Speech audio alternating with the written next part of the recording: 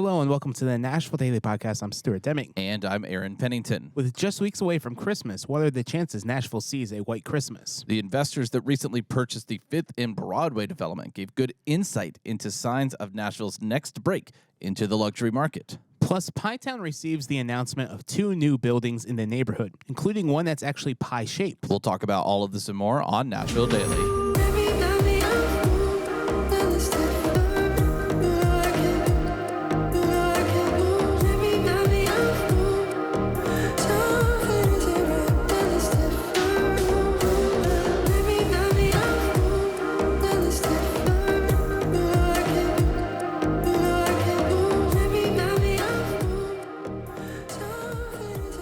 Today's episode of Nashville Daily is brought to you by thinkbrad.com. If you are looking to buy or sell in the area, talk to Brad Reynolds, and you can reach Brad at 615-856-3270. Reach out and say hello, or visit thinkbrad.com.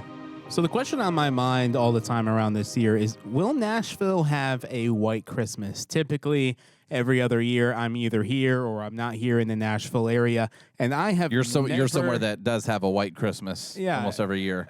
Somewhere, sometimes. But in 2020, when I was here last for Christmas, it snowed a little bit, but then there was the Nashville Christmas Day bombing, so that little quarter-inch of snow that we got was very overshadowed by the Nashville Christmas Day bombing.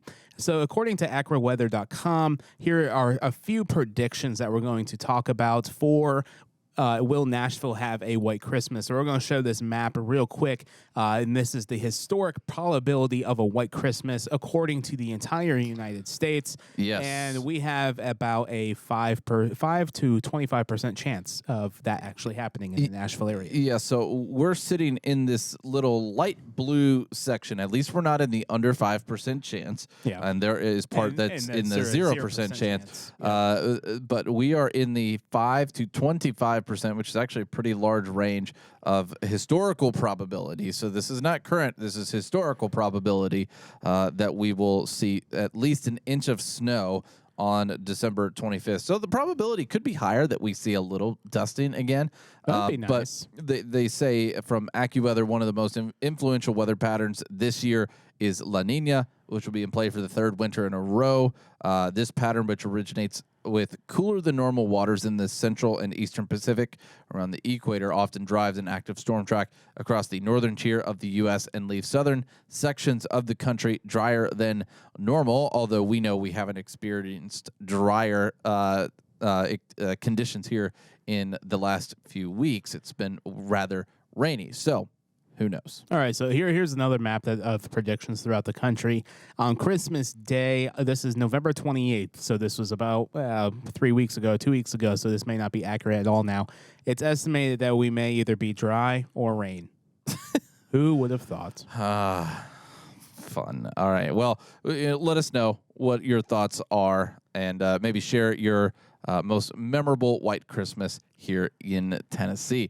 All right, so not too long ago, Stuart and I pondered on the chance of what it would take for Nashville to be a global city, a global city, a luxury market that rivals those globally.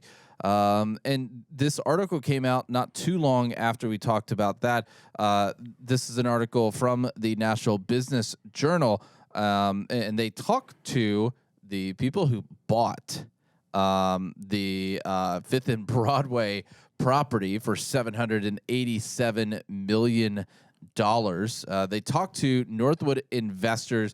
They talked to specifically Ward Kampf, who leads the company's retail division. So they talked to him about the Nashville market as a whole. And it was pretty interesting because he kind of reflected some of the things they were talking about, but also brought some insight into this and, you know, really what they've been doing for investment strategies. They said Kampf said in the interview that Nashville has been one of the best markets they've invested in. They're in L.A., San Diego, and Austin, but it seems like they have a little bit of a heart for Nashville. Yeah, it goes on to say 7 or 8 years ago, large institutional investors would only look at gateway cities like Los Angeles, San Francisco, Chicago, and New York. But that's been changing, especially since the pandemic. The exploding interest in Austin, Raleigh, and Dallas are prime examples. Yeah, so this is very interesting. He says for Nashville, we're on the tipping point right now of being that next level city. So I think with the East Bank, we will become that next level city. Well, so it doesn't define it by something like the East Bank. What he's defining right here, and the Business Journal goes on to say, as of 2018, the institutional investors allocating the most to real estate purchases were Abu Dhabi Investment Authority, All Pensions Group, and New York Life Insurance Company. This is according to a list from Institutional Investor, none of which appear to hold Nashville investments. Right, which is very interesting because Nashville's usually shown good return. So it makes a very interesting question as to why, these largest things wouldn't attack a city. Maybe there's larger investments in these other bigger cities. But, Nashville's gotten a lot of good return. Fifth and Broad has gotten one of the best returns, I believe, in best purchases of 2022. Yep. Probably nationwide. Probably nationwide has a really, really good chance of being one of those best ones. But Comp said that Nashville's lack of income tax and diversified economy are all great signs for the city. He says now, moves like adding, and we talked about this a little bit, adding more direct international flights will only bolster its status. Yeah, and that's exactly what we covered on Is Nashville a Global City? And not yet, but in the future we may be. Yeah. So there you go. What does it take for Nashville to get to that next level? It's going to be investments from those three biggest firms, institutional investors, and some more direct international flights, because you can always get anywhere from anywhere, but those direct flights looks like what they are looking for. All right. If you don't want to go into all the travel from international flights, you want to stay here and enjoy what's in Nashville. We have that coming your way with Explorer's Nashville Tip of the Day.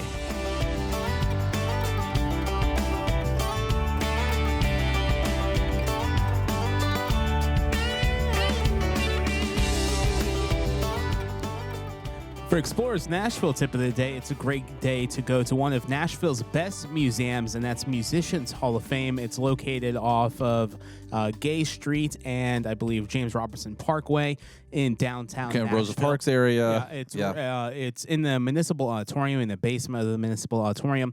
Jimi Hendrix guitar is there. His bar that he played at in Nashville a lot is actually there as well. Wow. There's a bus there. There's a Grammy exhibit. There's a lot happening at Musicians Hall of Fame, and it's a lot of the behind the scenes of music in Nashville, LA, New York, and Muscle Shoals.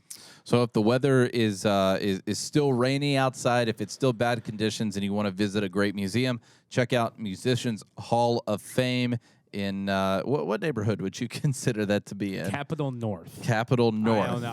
I just made that up. The Capitol North area of downtown. That is Explorer's Nashville Tip of the Day.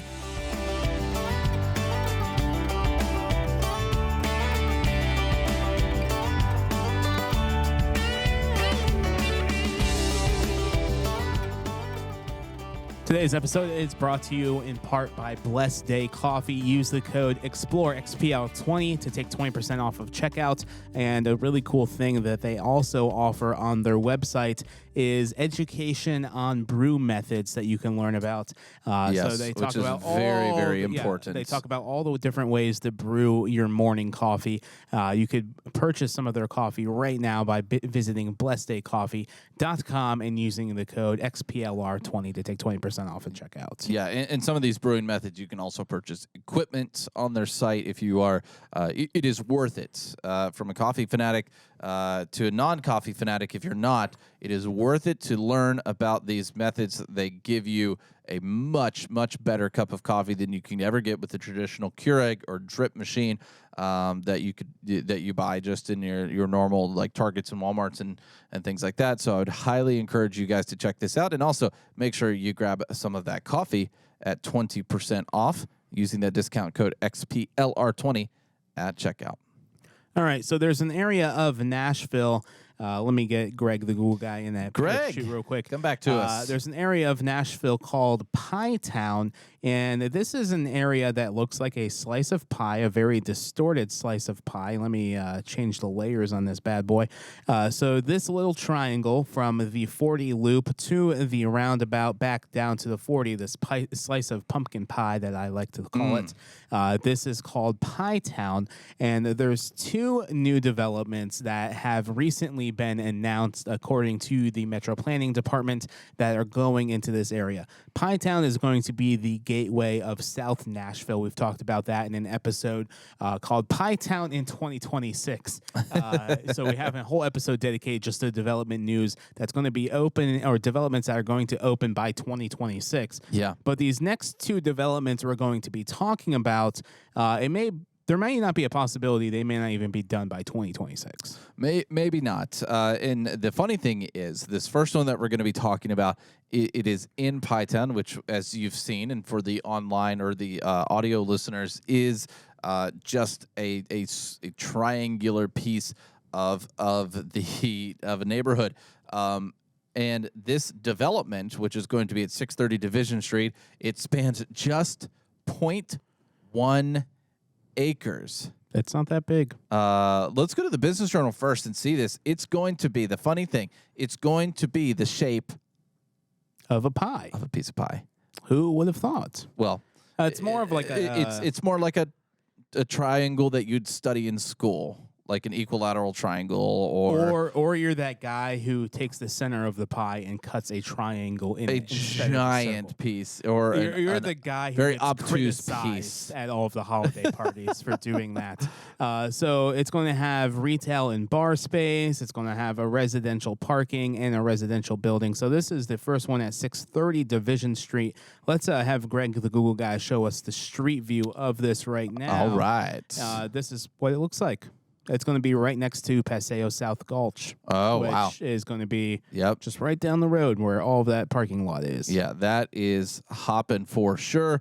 If realized the development would rise steps away from I-40 across the street from where Greg was, is Frugal McDougal, the liquor company, and some other apartments in that Paseo South Gulch area. And I still don't know where they're finding the room to do all of this stuff. I mean, apparently they're not really, because it's 0.1 acres, and they're like, yo, we're going to do this whole big thing there.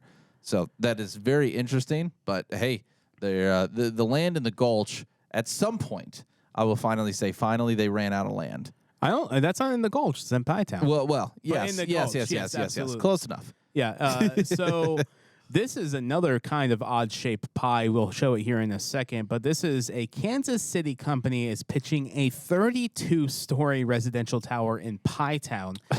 And what's really interesting is I have to show this quickly. This is in front of City Winery, where the City Winery area is. It's a giant parking lot. We've talked about this probably about 4 or 5 months ago, but now the renderings are actually coming out about this land being sold. It's going to be a 32-story building. And the bigger question we're going to try answering here in a few moments is, when will the Nashville Rescue Mission be moving out of this area? We'll ask that here in a second. Yeah. But we have a rendering coming from the Nashville Business Journal of what's going to be built in this area. This is amazing. So the 32-story it's building. Small. It is. Like kind of skinny. It is. 601 Lafayette Street. Right here, and I like how they included these renderings. Right here, you're going to have that Lincoln property, 1 million square foot office building, and then you have the Ritz-Carlton in this rendering. But it is a small, skinny building for the area of Pie Town. So it'll have 411 luxury residential units and about 6,000 or so square feet of retail space. It is a 1 acre lot sold to a company affiliated with Vela, V-E-L-A, for $19 million in May.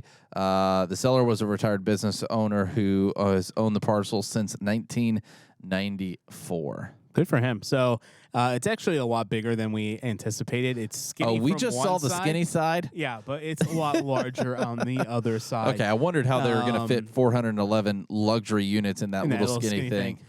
So the bigger question is right here to the right of this rendering. That's the Nashville Rescue Mission, which is formerly a Sears store that was in downtown Nashville. The big question on my mind is how much longer are they going to stay with all these huge sky rises surrounding them? Here's what I think is going to happen. I think that they are going to stay there, but they are going to announce that once the women's shelter is done, they are going to temporarily use that to house everybody and probably announce that they are going to renovate the area that they are currently in. That's what I think. It's so hard because they have a huge portfolio of downtown land. Or they could sell that area and make something else in a different area of town and move a little bit south where the warehouse district is in downtown or near downtown Nashville and have money left over to have operational costs for multiple years. Or the building's paid off. There's very so interesting. many questions. Yeah. One thing I like about this rendering of this luxury residential is it also shows it in line with the Nashville skyline, which is crazy that it also shows the Ritz-Carlton and the office space and the other building. I don't think we've really talked. Oh, no, that's the residential that's going to be at the Ritz. Yeah, that's the Lincoln property one, right? No, the Lincoln property is the one to the left. Okay. But I like how they showed this with the skyline renderings. It's just going to be a different dynamic city here in the next 5 years. Yeah, it really is. All right, let us know what you think about the Pytown development. Is there any room left in the Gulch? I know we weren't in the Gulch, but is there any room left to develop in the Gulch? Do you think the National Rescue Mission will rebuild where they are? Do you think they will end up selling and moving to a different area? But we didn't even get to all of the development news in Nashville, so hopefully later in the week we'll be able to cover some more of that. So stay tuned. Hope you have a great day. We'll see you tomorrow.